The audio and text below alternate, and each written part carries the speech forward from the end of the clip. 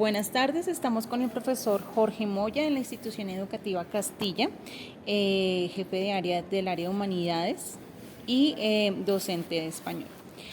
Profe, ¿cree usted como docente que es necesaria la acción colectiva para atender la diversidad en el aula y por qué creería que es necesario? Bueno, buenas tardes. Pues la respuesta, digamos, en general diría que sí. Y creo que casi siempre en todas las acciones que uno realiza en el aula, pues debería haber como una acción colectiva o, digamos, transdisciplinar lo que uno hace, más allá del tema que sea.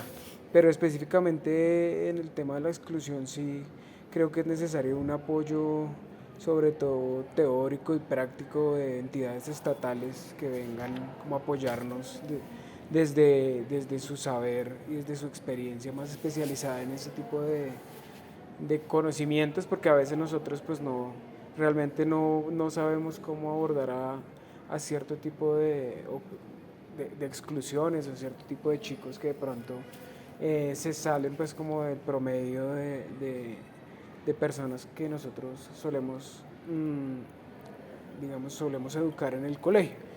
Pues sí es como importante también el apoyo entre profesores y muy importante incluir también a los mismos estudiantes en ese proceso de como de conocer al otro, de conocer lo otro, ¿no?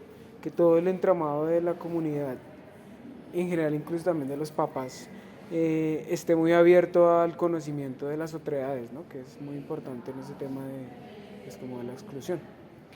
Listo, profe, en su experiencia como docente en todos estos años que lleva de experiencia, ¿cuáles estudiantes usted cree que son los más vulnerables en ser excluidos y cuáles serían las razones para esto? Pues uno puede en el aula sí muy por encima y en general se puede ver cierto tipo de exclusión que es como por la diversidad étnica, por ejemplo, la diversidad sexual, ideológica también, cognitiva, eh, racial. Entonces, digamos que todo ese tipo de temas se ven en el colegio y de exclusiones a partir como de esas identidades que los estudiantes pues traen consigo. Específicamente en el colegio se ve exclusión física también, por ejemplo, con los chicos gordos o con las chicas gordas, ¿no? Como todo el tema de la belleza y de la belleza que está como encumbrada, como la que es lo bonito, ¿no? Lo otro, lo que no nos parece bonito, siempre lo excluimos mucho. O con los estudiantes que de pronto no alcanzan ciertos niveles cognitivos similares a los de la mayoría, también son excluidos. Específicamente, por ejemplo, ahora tengo un estudiante en noveno que tiene problemas cognitivos y es excluido por ese motivo porque casi no se puede integrar al grupo y el grupo lo nota y entonces digamos que por ahí lo rechazan también. Solapadamente también con el color de la piel, hay muchos chistes, hay personas pues racistas, niños racistas que realmente no lo hacen, digamos, simplemente lo traen ya como incorporado de esta sociedad pues que intrínsecamente es racista y es muy excluyente, ¿no? Entonces traen toda esa carga social consigo desde la comunidad, desde la casa y aquí lo aplican con los chicos. Y también, por ejemplo, la población gay es muy excluida, sobre todo los gay hombres, pues, a ellos les dan como más duro, no sé, o sea, sobre todo los mismos chicos sienten como, no sé, como una traición de su sexo, no sé por qué. Creo que a las chicas no les va tan mal, a las chicas lesbianas no les va tan mal como les va a los chicos pues con una orientación sexual diversa. Em, en este suceso que cuentas, digamos, del chico de noveno que es excluido y demás, ¿qué emociones presentas tú como profe frente a esta exclusión? Mm, a veces se siente uno bastante impotente porque, como te decía, a veces uno no tiene los recursos intelectuales o incluso los recursos físicos también para trabajar en el aula con ese tipo de personas. Y entonces hay una impotencia y uno trata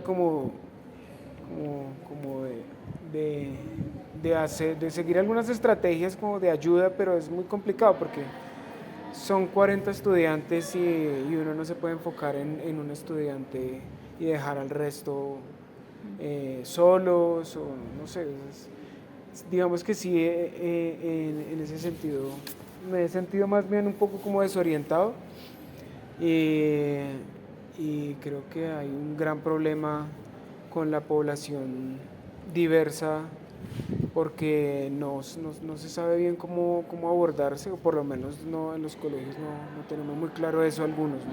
Hay unos profes que sí lo tienen muy claro y lo aplican en sus clases, pero creo que en general la mayoría no lo tenemos claro, y lo que hacemos es como muy intuitivamente tratar de trabajar con ellos. Es cierto. Profe, tú que eres profesor del área de lengua castellana, cuando se hacen referencias a la población diversa o a la población con discapacidad, ¿qué tipo de lenguajes o qué tipo de lenguaje o referencias se hacen para este tipo de población? Y si tú crees que si eso afecta la forma de trabajar con esta población estudiantil.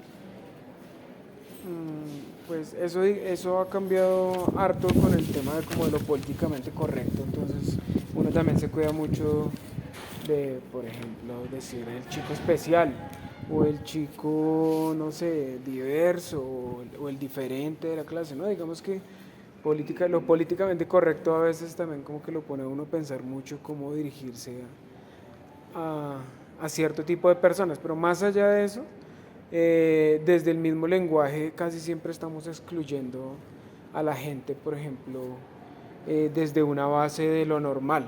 Entonces, los chicos especiales son especiales porque no están dentro de la normalidad o la normatividad, pues, general de la población. Entonces, siempre estamos, casi que cuando denominamos a alguna persona o alguna enfermedad o alguna condición, lo hacemos desde un lugar de la normalidad, y eso obviamente influye mucho en la forma como nosotros después nos acercamos a las personas, o cómo abordamos esa temática, esa problemática que se presenta en el colegio. Entonces, obviamente es muy importante siempre repensar el lenguaje y mirar hasta qué punto es menos inclusivo, porque casi siempre termina siendo exclusivo el mismo lenguaje, a pesar de que su intención sea todo lo contrario.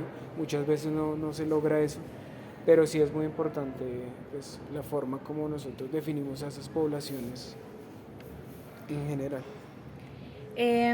Profe, ya que nosotros tenemos dentro del aula 38, 40 chicos, incluso más de 40, ¿cuáles son las formas más adecuadas, por supuesto, en las cuales crees, para responder a las necesidades de todos los estudiantes, incluyendo a la población diversa o discapacitada?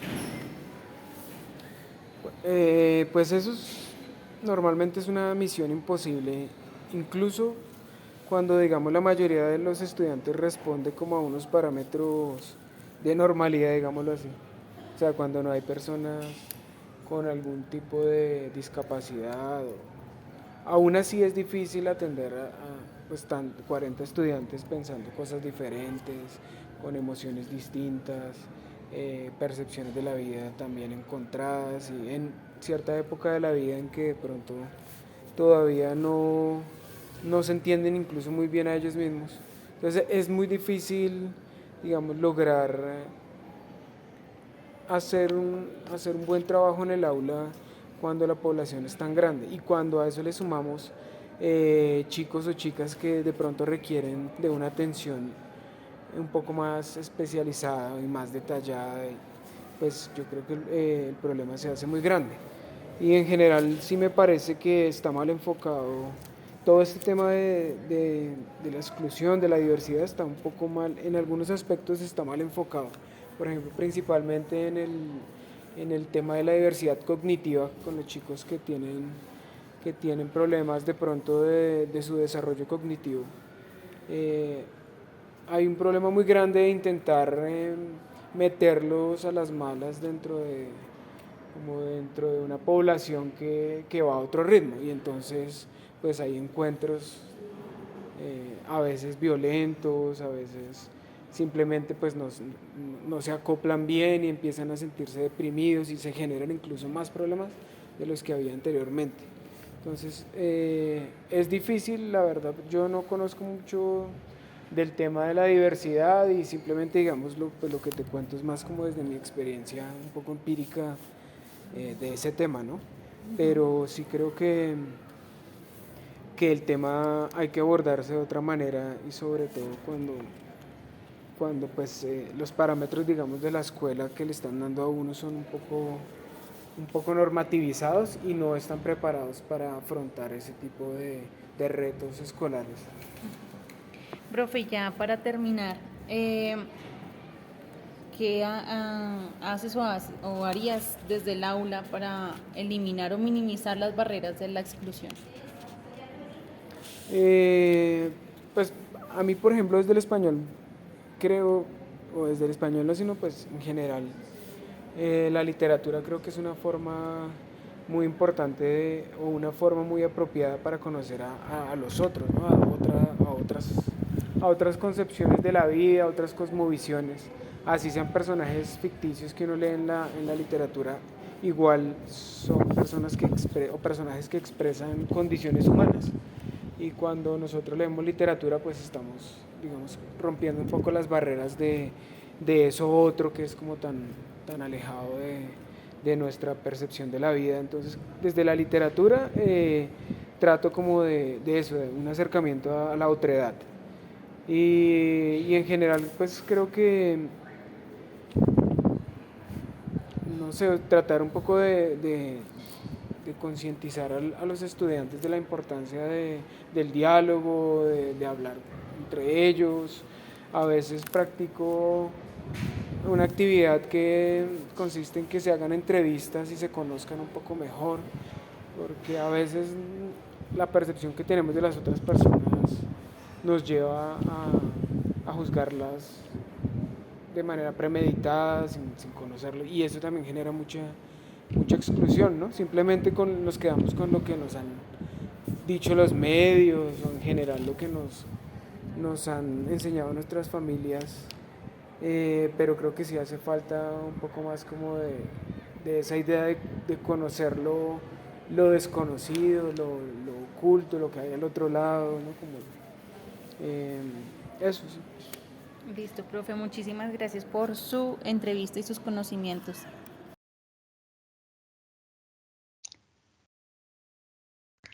Ok, muy buenas noches.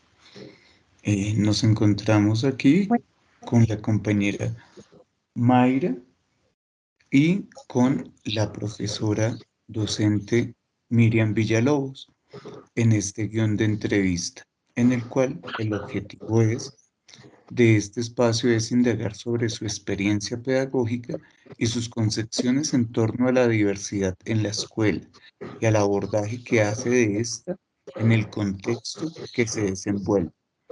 Así que Miriam, la profesora Miriam, es compañera mía en la institución educativa San Juan Bosco del municipio de Suezca. Y pues, para no ser tan atrevidos, quiero darle como el espacio para que la misma compañera y docente Miriam se presente. Muchas gracias y muy buenas noches, compañera. Buenas noches, Nicolás. Buenas noches, Mayra. Muchas gracias por la invitación. De verdad, me siento muy contenta de poder aportar un poquito saber. Mi nombre es Miriam Villalobos Beltrán. Yo soy licenciada de Educación Infantil, es especialista en educativa y máster en educación. Actualmente trabajo en una zona rural, ya el profe Nicolás, en el Colegio San Juan, y pues más claramente en la escuela Arrayán, que es una sede rural de la institución del municipio de Suezca. Llevo hoy para 7 años de trabajar en esta escuela. Es una escuela multigrado, la cual pues permite vivir bastantes experiencias muy diversas a propósito con los estudiantes y muy enriquecedoras. Gracias, profe Miriam, y pues de verdad por compartirnos de su tiempo y de su experiencia como docente en este momento. Profe, vamos a empezar con la pregunta pues número uno acerca de este tema de la inclusión en las aulas. Y es, profe, usted como docente, ¿cree que es necesaria la acción colectiva para atender a este tipo de población diversa precisamente en nuestras aulas y por qué cree que sería necesaria esa acción colectiva? Considero que indispensablemente sí, es indispensable que sea colectiva. Realmente cuando hablamos de inclusión, de que todos seamos una comunidad, pues no se puede pensar que uno solito va a lograr hacer grandes cosas, sino que más bien tiene que intentar tejerse con los compañeros, con sus pares docentes y asimismo pues intentar que los niños y las niñas logren comprender esas diversidades, que logren asimilar. Yo pensaría que afectivamente estas diferencias, más bien tomar distancia de la indiferencia, de no es mi problema, de allá él y aquí nosotros, o él o ella y aquí nosotros, sino que más bien desde la palabra, desde los diálogos se pueda construir colectividad, que podamos comprender cuáles son las situaciones que acogen la escuela, cuáles son esas diversidades, si hay necesidad educativa especial, si hay población indígena, si, como decirle, poderle compartir a los niños, bueno, somos quienes estamos aquí para construir el proceso de enseñanza-aprendizaje y seguramente desde ese diálogo que parte de fortalecer las relaciones socioafectivas en la comunidad educativa, pues se va a poder construir colectividad.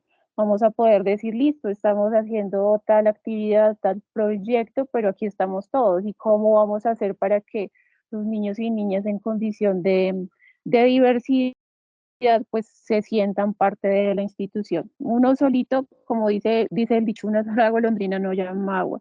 Me parece que es acción colectiva con los niños y las niñas y también con los padres de familia, porque finalmente los padres de familia son una parte importante de la institución. Con ellos se construyen procesos, pero se pueden construir si se hacen parte desde el diálogo, desde el explicar, el dar a conocer y también aprender, porque al darle oportunidad a estos diálogos, pues sencillamente nosotros también como profes estamos aprendiendo. Digo que sí, es indispensable desde esa perspectiva.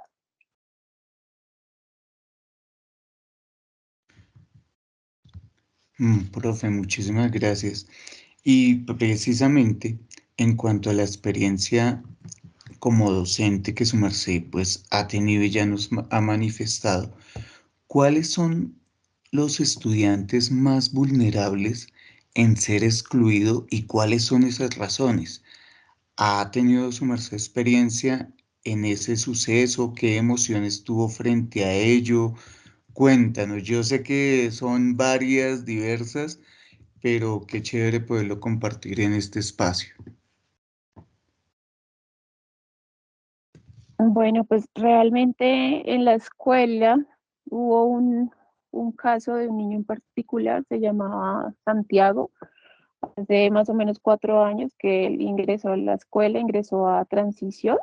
eh, no tenía ningún diagnóstico porque esa es una de las dificultades en cuanto a inclusión, que muchos niños al parecer tienen alguna necesidad educativa especial o algún tipo de condición, pero no están diagnosticados por diferentes razones. En el caso de Santiago, se presumía que tenía algún nivel de autismo. Entonces, para mí, desde mi experiencia, el autismo de este niño o el posible autismo que presentaba Santiago era causa pues de algún nivel de exclusión de parte de los compañeros, porque pues finalmente el autismo genera que los niños y las niñas tengan cierto desinterés por el contexto inmediato, sino que más bien están en su mundo aparte y les interesa solo lo que ellos tienen en su cabeza, no se relacionan con los demás y generaba inicialmente en mí como profesora pues como una incertidumbre de ¿yo qué hago con Santiago? ¿Qué voy a hacer con Santiago para que pueda realizar un proceso de enseñanza-aprendizaje? Poco a poco, como decía anteriormente en la primera pregunta, a través de intentar dialogar con la familia y también con el niño, lo aprendí a conocer y logramos entablar una relación docente-estudiante muy respetuosa, muy afectiva, y desde el aprender a conocerlo a él es que se da la confianza para poder decir, listo, a él no le interesa lo que le estoy tratando de compartir a los demás estudiantes, tengo que mirar qué es lo que al niño le gusta, y eso ya me dio cierta tranquilidad a mí. Cuando ya yo logro tener esa confianza en lo que yo puedo compartir con él, pues eso inmediatamente se transmite al resto del grupo y empezamos a tejer pues esa comunidad. Y bueno, Santiago tiene estas características, él aprende de otra manera, le gustan otras cosas, pero también vamos a compartir con él. Entonces, pensaría que dentro del el ámbito tan grande que es la inclusión, el autismo es una de las necesidades educativas especiales que más genera exclusión por las características como tal de esta condición. Quisiera que ampliaras un poco más cuando dices que en la población llegan personas, llegan estudiantes que no tienen diagnóstico y lo colocas como una situación eh, prácticamente que una regularidad de esa condición, como si fuera algo normal, pero para los que nos escuchan, las que nos escuchan, me gustaría que ampliaras un poco por qué se da eso. Muchas gracias. Vale, pues se constituye en una barrera el hecho de que no tengan los niños y las niñas un diagnóstico por parte de la EPS, porque entonces entramos en la escuela a decir, bueno, yo sé que algo le pasa, pero no sé exactamente qué es, y me baso en los comportamientos que tienen, la forma de relacionarse, en la manera como responde a las actividades pedagógicas. Entonces uno empieza como a caminar sobre supuestos y habla con la mamá, con el papá, le dice, mire, Santiago, parece que todo es un supuesto porque nosotros pues somos propios, no damos ningún tipo de diagnóstico, acuda a su EPS, que le hagan una valoración, es lo que uno le sugiere y los papás lo hacen, pero a veces las EPS es como que demoran mucho el proceso. En el caso de este niño, pasó el año completo en su transición ahí conmigo y nunca fue diagnosticado con nada, pero la dificultad persistía. Entonces, al no existir un diagnóstico, pues uno como profe no sabe qué indagar, sobre qué indagar para poder adaptar o flexibilizar el currículo y que el proceso del niño sea más idóneo. Es difícil por eso, Nicolás, es complicado porque cuando te dicen en el papel, pues no somos educadores especiales, pero uno se interesa y uno dice, bueno, voy a investigar, supongamos, si era autismo, entonces, ¿qué es el autismo? ¿Qué estrategias puedo utilizar?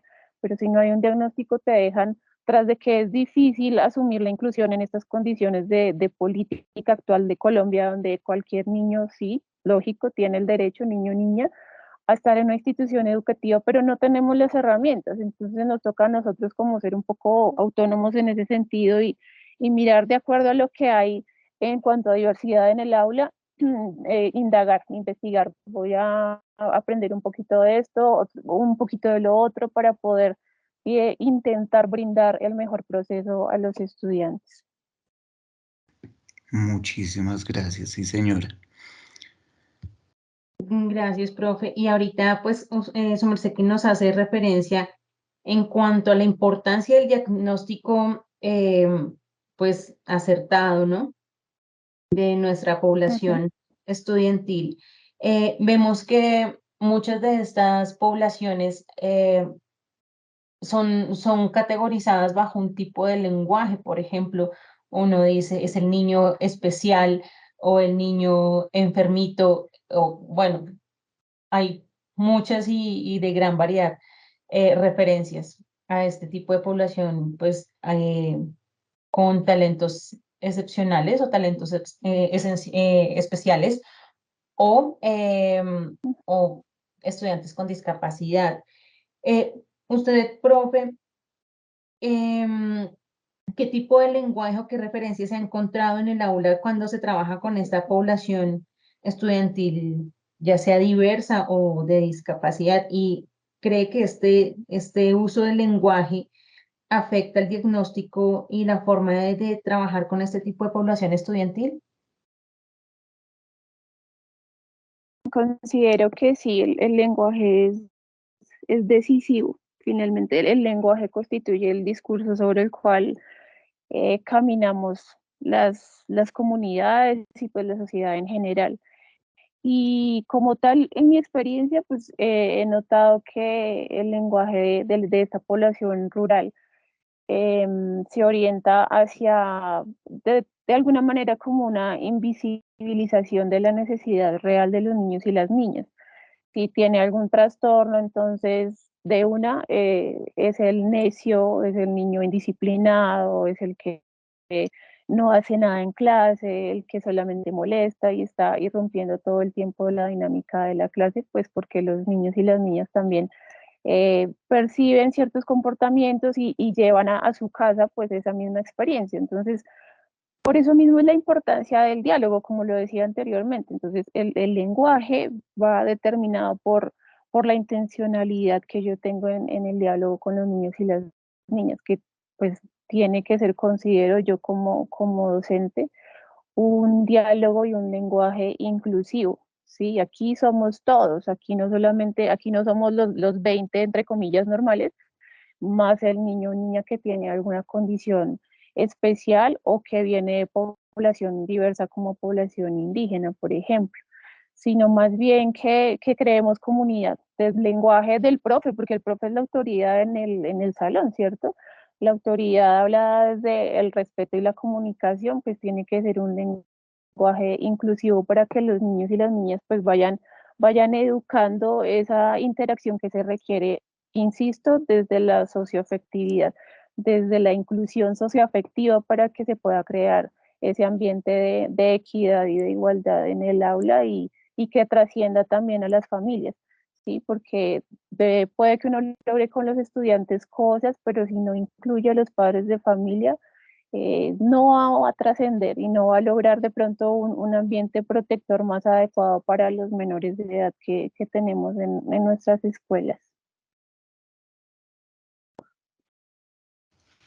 Muchísimas gracias, de verdad que hay cosas que uno da por hecho, pero no le deja ese momento de reflexión, sino que en ese afán de responder a, pues, como a esas obligaciones de planteamiento y demás, eh, pues no nos da el tiempo ni el espacio.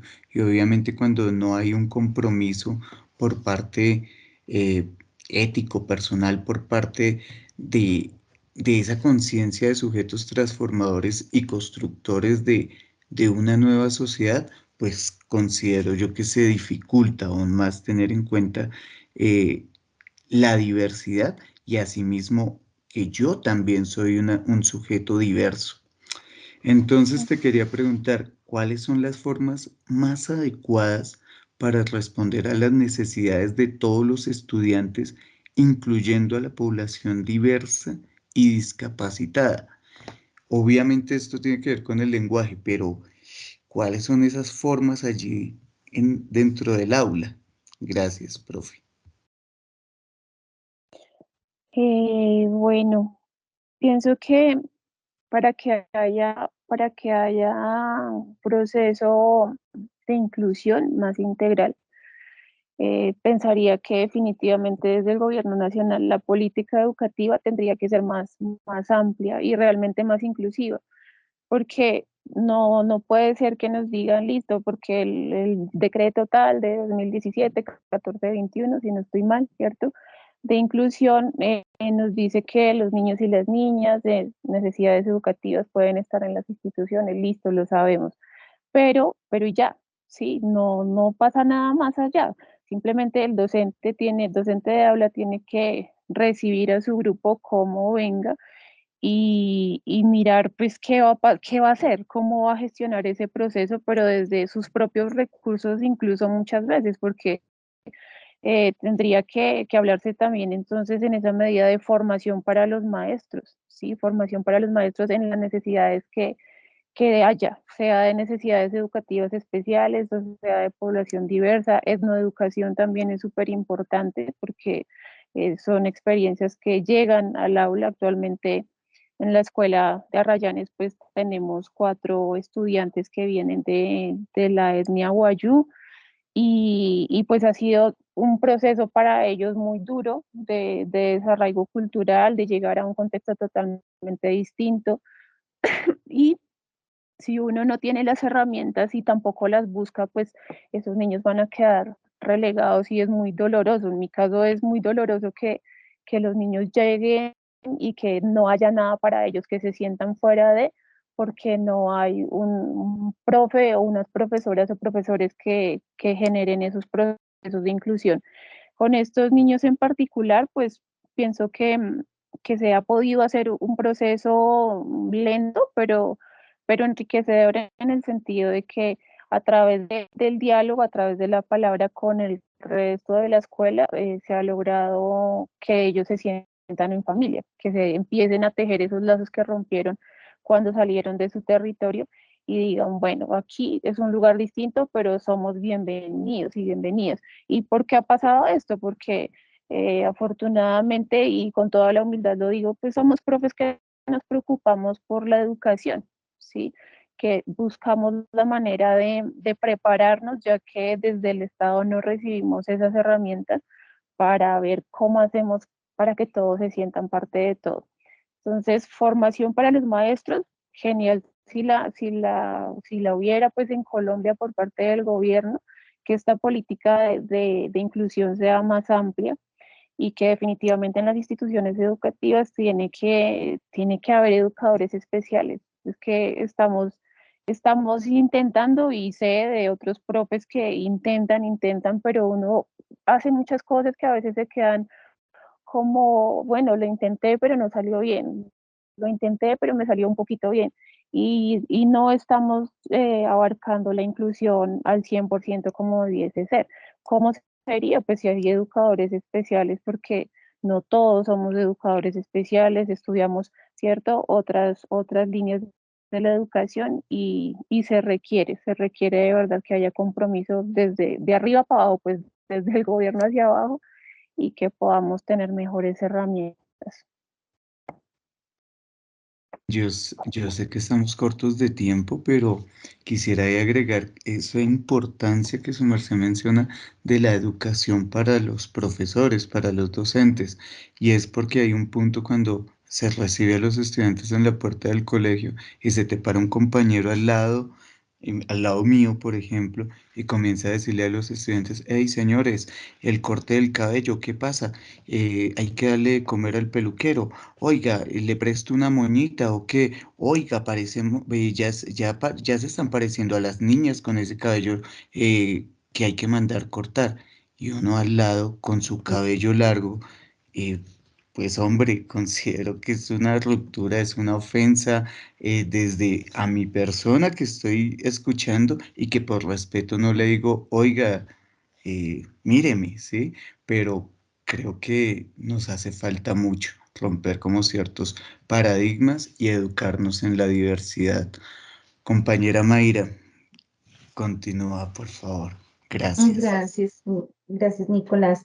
Y bueno, profe Miriam, su merced ya nos había comentado como de una situación con un estudiante y, y demás. Y pues qué bonito fue que a partir de su estrategia, los estudiantes, los compañeros de este chico se pudieran dar cuenta que pueden compartir y que podían compartir en este momento pues, con este estudiante con discapacidad.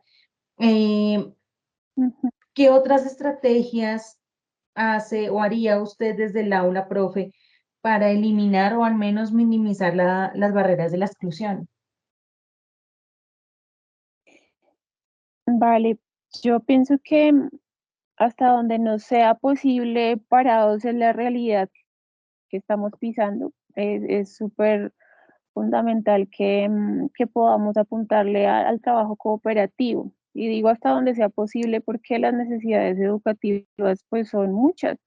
Y si te llega un niño o niña con síndrome de Down y depende del Down que tengas, no vas a poder apostarle a la misma estrategia, pero de manera muy general y basada en la experiencia que he tenido en la escuela, pienso que el trabajo cooperativo es fundamental, ¿sí? Que seamos como unidad en las escuelas, seamos una familia que se construye ayudándose mutuamente para la vida, en el aprendizaje para la vida. Entonces, desde el trabajo cooperativo se dan procesos de andamiaje muy bonitos.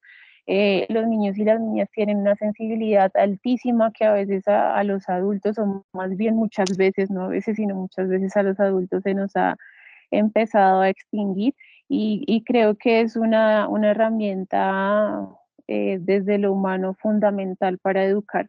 Es la sensibilidad de los niños y las niñas, porque es que tú le dices, no, mira, es que Santiago, él es así, todos somos distintos, a ti te gustan unas cosas, a Santi le gustan otras. Entonces los niños te escuchan y empiezan a conectarse entre ellos y entienden esa diferencia y aprenden a vivir con la diferencia y ahí es donde esa diferencia se convierte en una herramienta más para el aprendizaje de todos y todas, nada más partiendo de que nos hace más humanos, de que no estamos educando niños y niñas que van a ser indiferentes ante la sociedad, que es un mal que nos acoge muchas veces y es, bueno, allá él no me importa y yo estoy bien y es lo único que interesa, sino más bien que podamos construir seres humanos o aportar más bien a la construcción de seres humanos que sean sensibles, que no crezcan desde el látigo de la indiferencia, sino más bien que nos podamos ayudar mutuamente.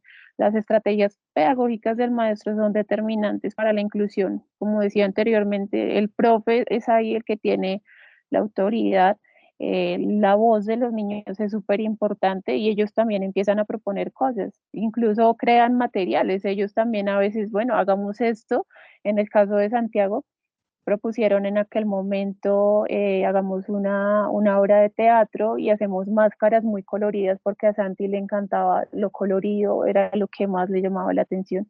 Y pues hicimos la obra de teatro y Santiago participó con una máscara de pajarito súper linda que hicimos. Entonces, las estrategias pedagógicas orientan el proceso, pero la voz de los estudiantes también se tiene que escuchar. Ese trabajo cooperativo es súper importante, basado, siempre diré, en la socioafectividad.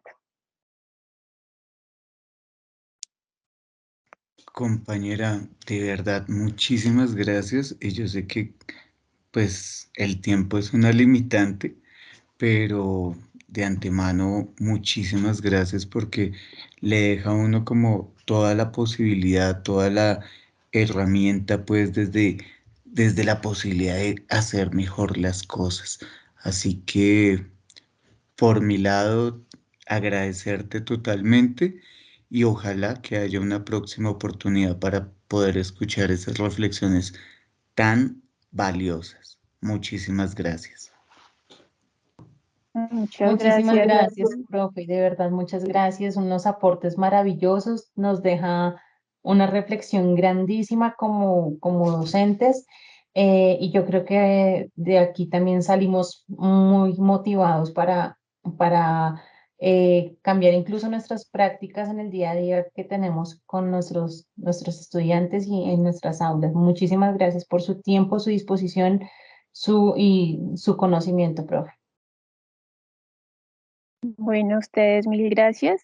Muy feliz de haber compartido esta experiencia y siempre pues con la bandera de la pedagogía de la esperanza para la vida. Un abrazo y espero poder compartir más adelante nuevamente con ustedes. Gracias. Gracias, profe. Feliz noche. Igualmente, hasta luego. Buen descanso.